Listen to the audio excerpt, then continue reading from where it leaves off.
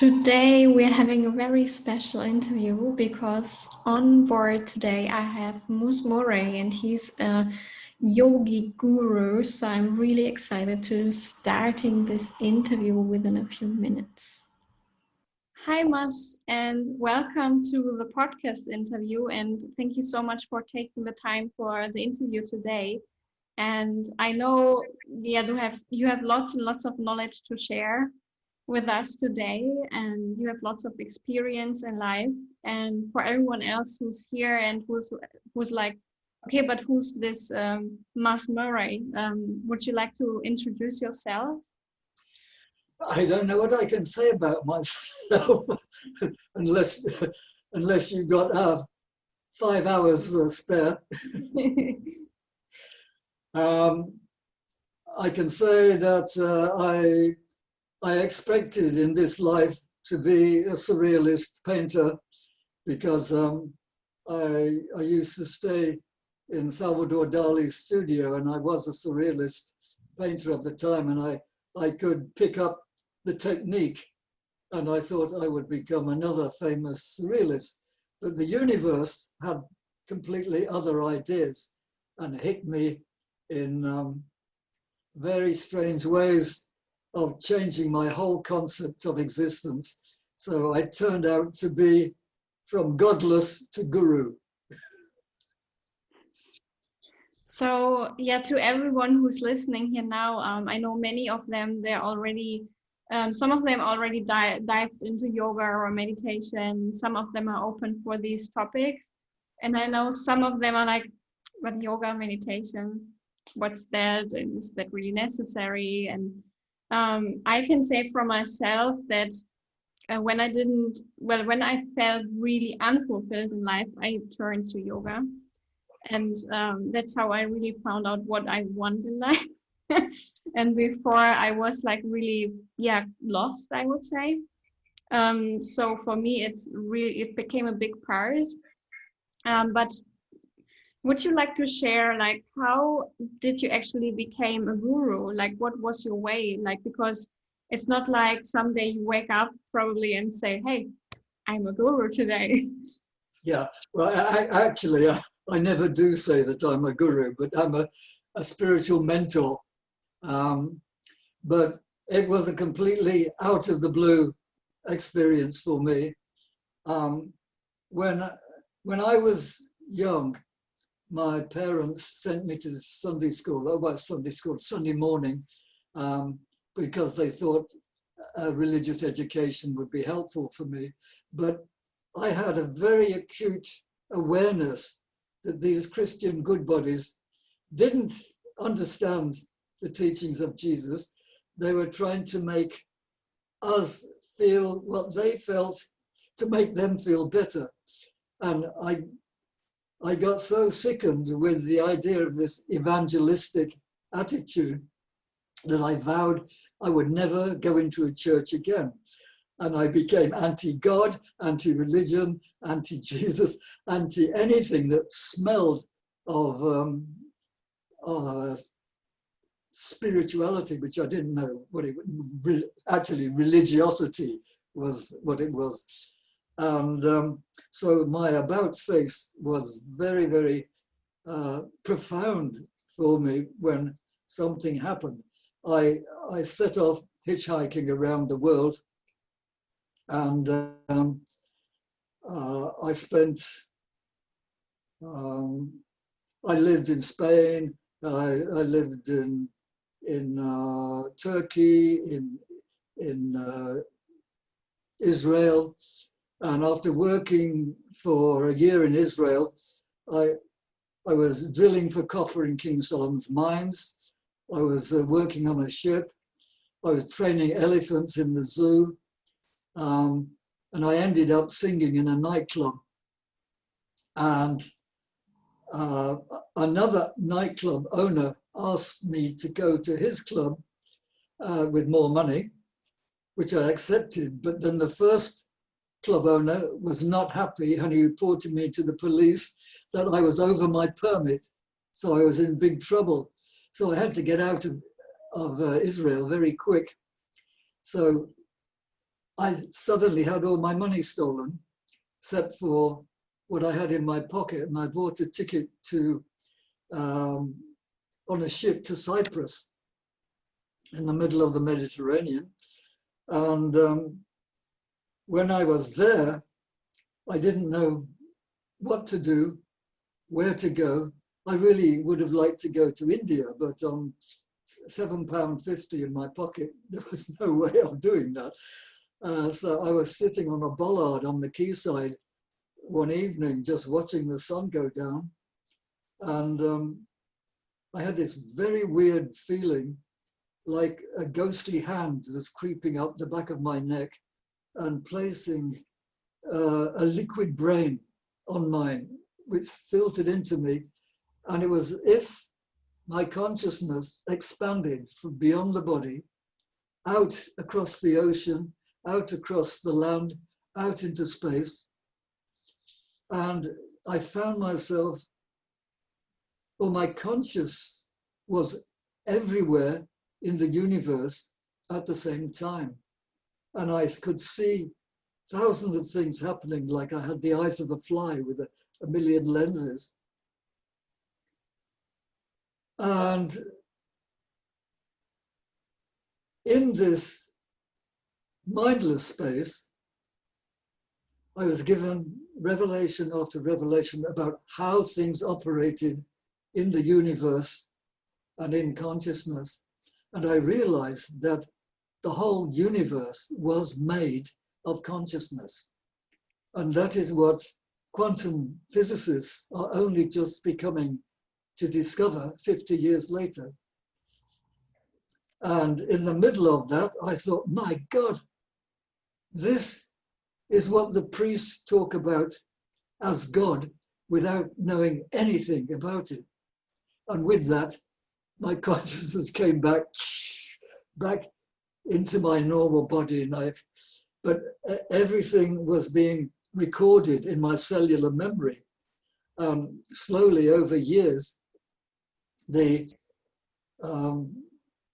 revelations filtered through my consciousness, and it changed my whole concept of existence, of spirituality. I realized that everything I had learned up until then was purely information. This was knowledge with a capital K. And over the months that followed, my body began to reject blood foods, meat, fish, eggs, alcohol, tobacco. I stopped smoking my pipe and cigars and threw them into the Nile. I took a boat with my last money to Cairo, to Alexandria, and hitchhiked to Cairo with no money, and put myself in a little pension. No idea how to pay for it. And in 2 or 3 weeks, I managed to wangle myself a job in Cairo television as a designer, which was my profession beforehand. And so I worked there for several months before I hitchhiked all the way down Africa. And the things began to consolidate in me. I was 3 years in Africa, many dangerous adventures, being shot at, knife attacks, poison darts, earthquake, you name it. Wow. And that's why the media now calls me the Indiana Jones of yoga.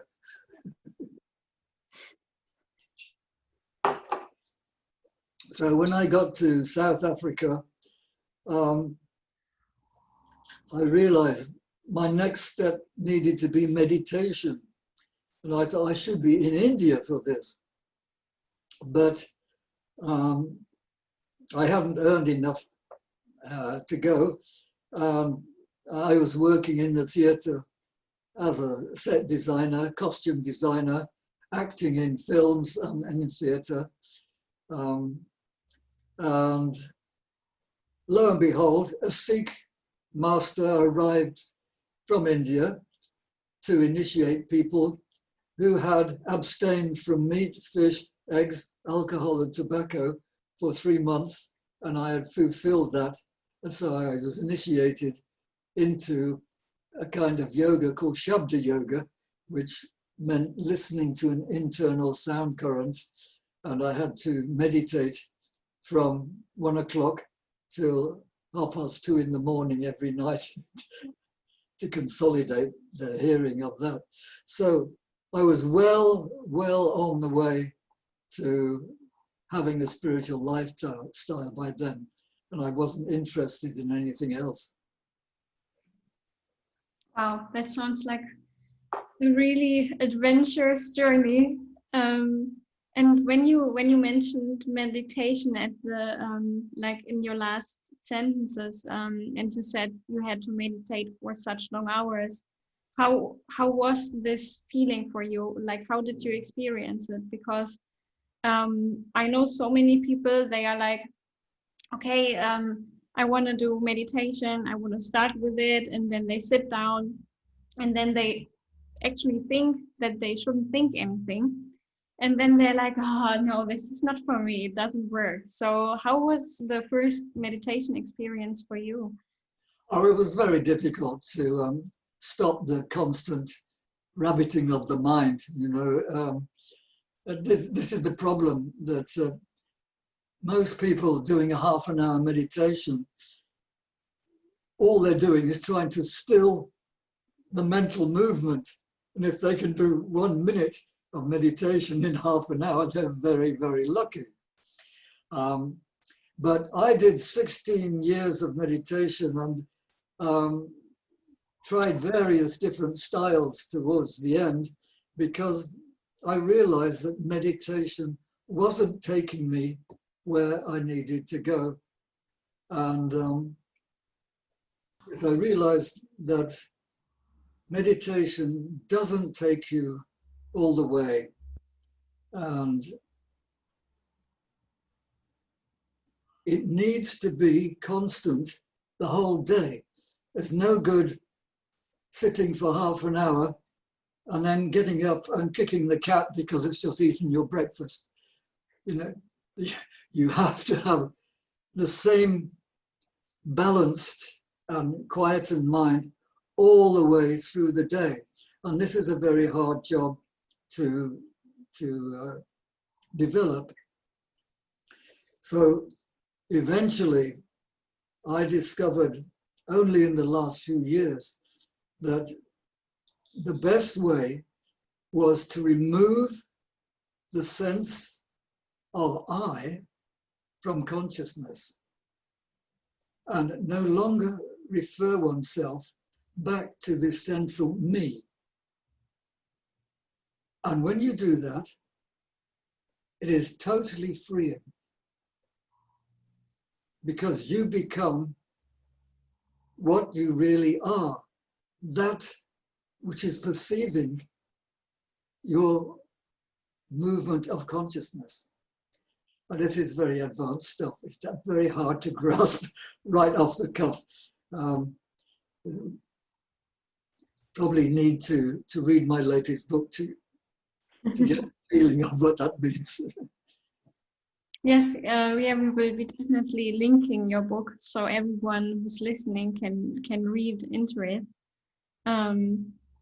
So if there are like listeners right now and they're like probably thinking like, wow, he seems so calm and balanced, and I know so many entrepreneurs are always like hustling during the day. They work and work and work, and at the end they might feel lost. They have lost themselves, and they don't really focus on things they really truly enjoy in life.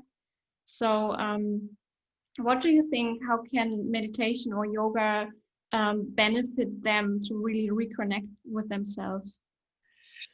Well, it would benefit in as much it will stop them working from the frontal lobes and the top of their head. So they have to learn how to go deeply into the space where they're really coming from, and not from the so-called mind. There is actually no such thing as a mind.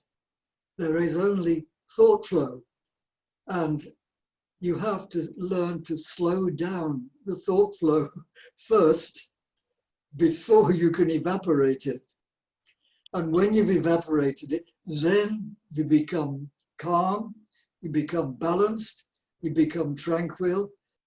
You don't care what is happening in the world because you can handle it, because it's not happening to me. It's just happening, just as it is in a nightly dream.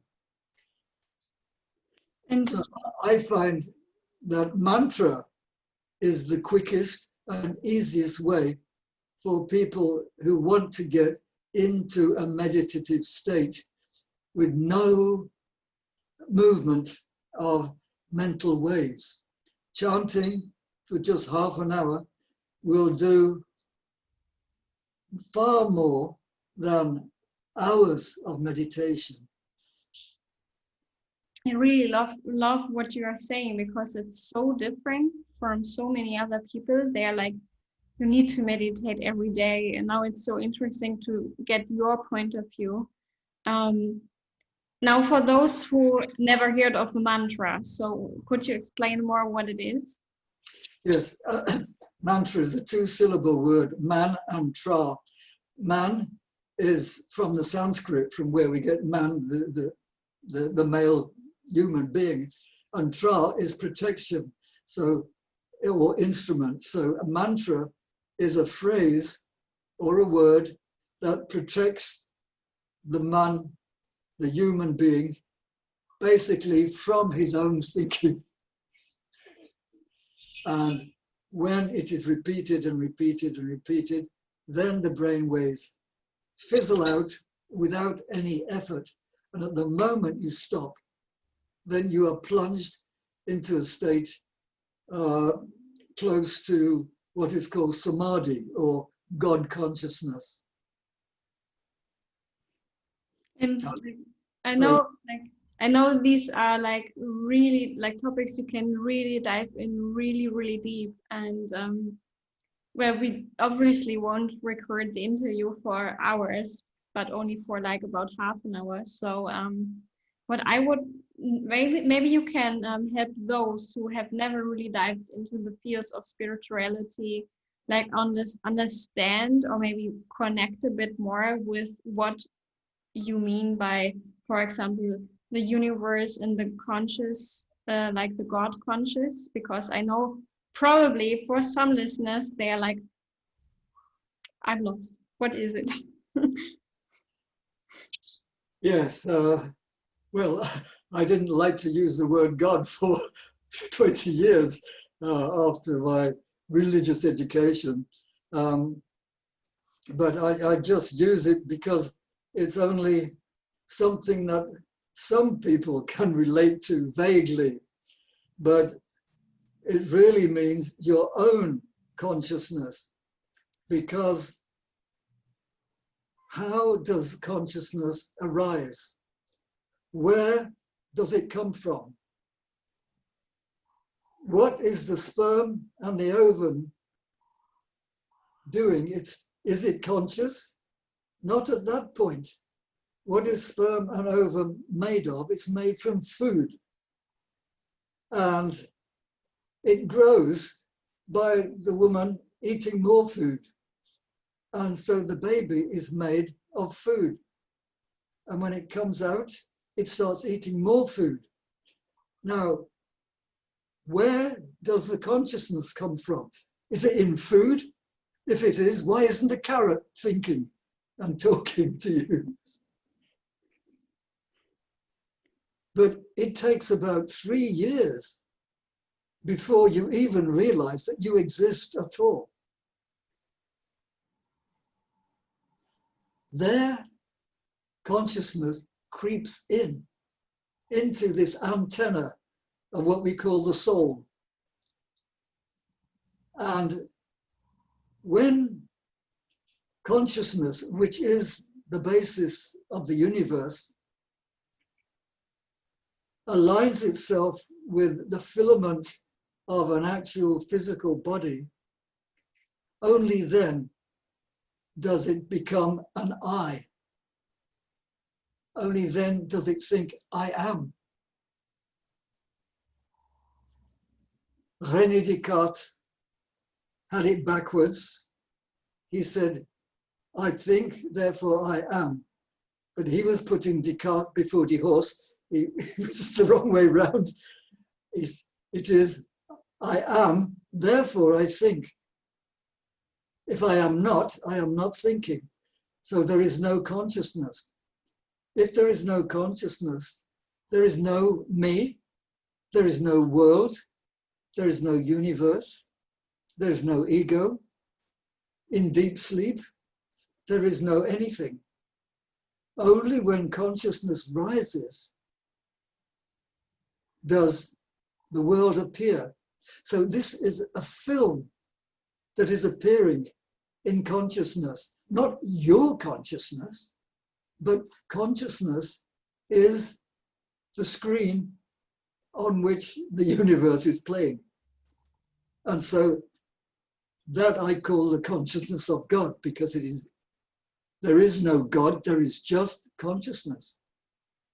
And that's what all the great sages come to realize by something that's called apperception, which means instantaneous experience of the truth without any intervention by movement of mind.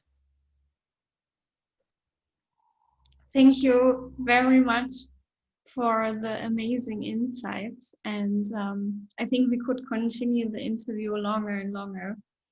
But to keep it short, I would really love to ask you one last question. And I'm really, I really look forward to hearing your answer, because it's one question I ask everyone, and it's always interesting to see what different answers there are. So if you would have something in the world that you could give to everyone, or you could change in the world, what would it be?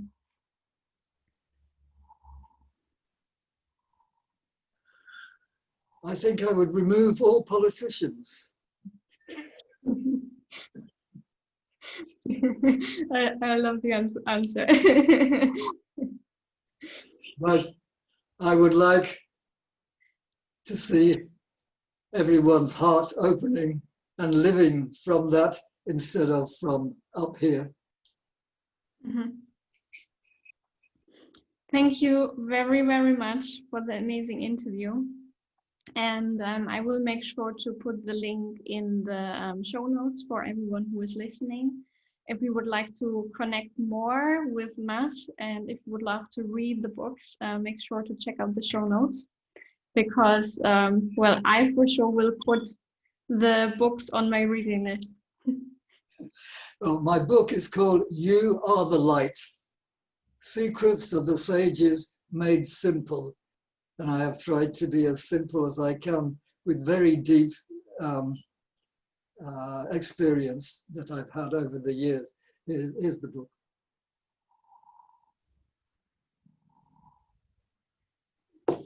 Thank you very much. Namaste.